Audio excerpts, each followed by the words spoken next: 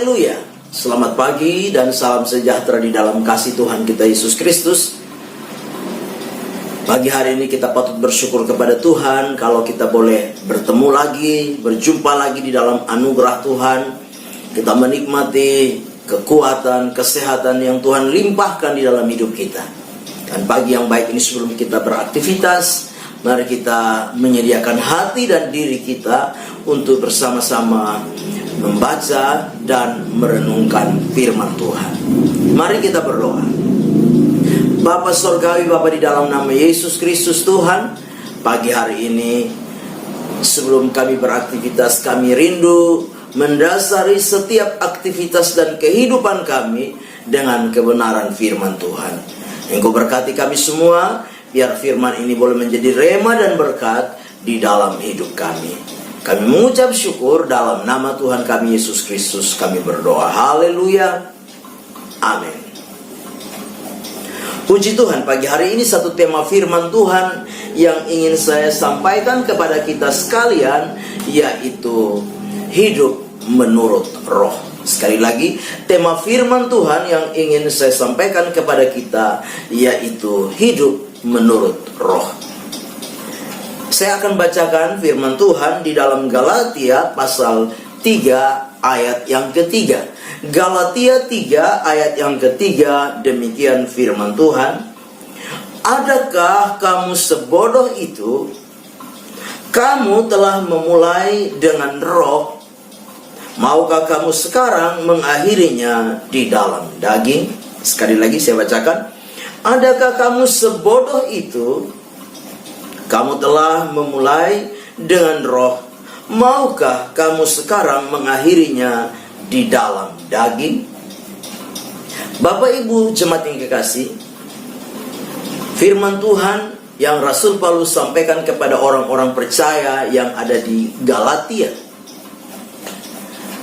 Rasul Paulus memberikan sebuah pertanyaan sekaligus mengingatkan orang-orang percaya yang ada di Galatia untuk mereka menyadari keberadaan mereka sebagai anak-anak Tuhan. Sebuah teguran yang mungkin begitu keras bagi jemaat yang ada di Galatia. Tetapi tujuannya supaya apa? Supaya orang-orang percaya yang ada di Galatia kembali kepada hakikat mereka sebagai anak Tuhan untuk hidup di dalam roh, sebagaimana langkah awal mereka ketika mereka percaya kepada Yesus. Teguran yang begitu keras karena kita memperhatikan di dalam ayat yang ketiga dari bagian firman Tuhan di dalam Galatia 3 ini, Rasul Paulus berkata, adakah kamu sebodoh itu? Sekali lagi dikatakan, satu kalimat yang mungkin saya katakan begitu keras, Rasul Paulus pakai untuk menegur orang-orang percaya yang ada di Galatia. Dikatakan, adakah kamu sebodoh itu? Bapak Ibu jemaat, Rasul Paulus menegur orang-orang percaya yang ada di Galatia. Rasul Paulus memberikan sebuah peringatan bagi mereka dengan sebuah teguran yang mengatakan mereka begitu bodoh. Bodoh karena apa? Bodoh karena mereka memulai kehidupan kekristenan mereka di dalam roh, tetapi Rasul Paulus melihat pada akhirnya mereka mau mengakhiri di dalam daging. Itu sebabnya Paulus berkata, adakah kamu sebodoh itu? Bapak Ibu jemaat yang kekasih, tidak saja jemaat yang ada di Galatia mengalami satu kondisi kehidupan iman yang mulai merosot. Mereka memulai di dalam roh, tapi mengakhiri di dalam daging. Mungkin juga di tengah-tengah setiap kehidupan kita sebagai orang-orang percaya. Mungkin kita adalah orang-orang percaya yang pada awal kita percaya, kita memiliki satu kehidupan rohani yang baik. Kita memulai satu kehidupan rohani yang baik, sungguh-sungguh hidup di dalam tuntunan dan pimpinan Roh Kudus di dalam hidup kita. Tetapi menjadi pertanyaan bagi kita hari ini, adakah kita masih hidup di dalam roh? Adakah kita masih hidup di dalam tuntunan roh? Atau mungkin kita sedang seperti orang-orang percaya yang ada di Galatia, yang sudah mulai menyimpang. Kita sudah mulai mengikuti keinginan daging kita. Bapak Ibu jemaatnya kekasih, sebagai orang-orang yang percaya kepada Tuhan, pagi hari ini firman Tuhan mengingatkan kita sekalian supaya kita terus hidup di dalam tuntunan roh. Kita terus hidup di dalam Roh Kudus. Jangan sampai kita seperti orang-orang percaya yang ada di Galatia yang hidup di dalam daging pada akhirnya.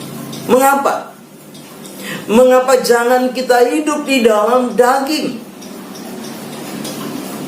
Yang pertama kita memperhatikan di dalam Roma 8 ayat yang ke-7 dan 8. Roma 8 ayat 7 dan 8, sebab keinginan daging adalah perseteruan terhadap Allah, karena ia tidak takluk kepada hukum Allah.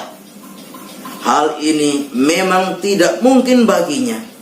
Mereka yang hidup di dalam daging tidak mungkin berkenan kepada Allah. Jadi kita memperhatikan Rasul Paulus mengingatkan orang percaya yang ada di Galatia supaya jangan hidup di dalam daging. Kenapa? Orang yang hidup di dalam daging, ya, adalah orang-orang yang tidak takluk kepada hukum Allah.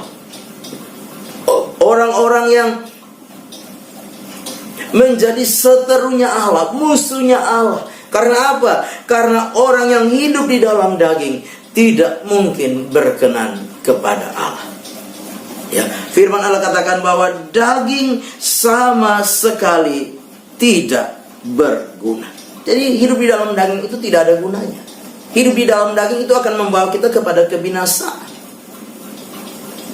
Itu sebabnya sebagai orang-orang yang percaya, biarlah kita jangan seperti orang-orang percaya yang ada di Galatia, yang memulai dengan roh tetapi pada akhirnya mengakhiri di dalam daging. Tapi biarlah kita mau hidup di dalam roh, terus hidup di dalam roh, terus hidup di dalam roh, ya, sampai pada akhirnya.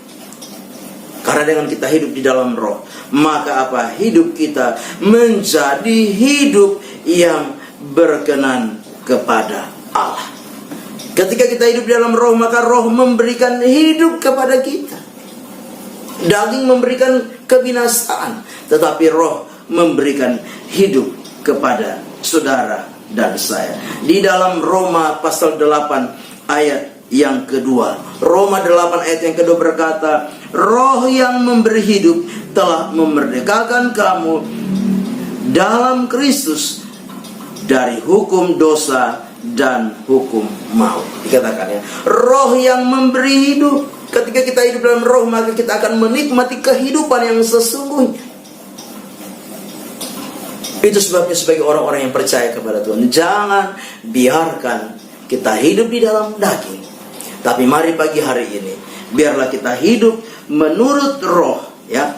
Hidup menurut tuntunan, pimpinan Roh Kudus di dalam setiap kehidupan kita.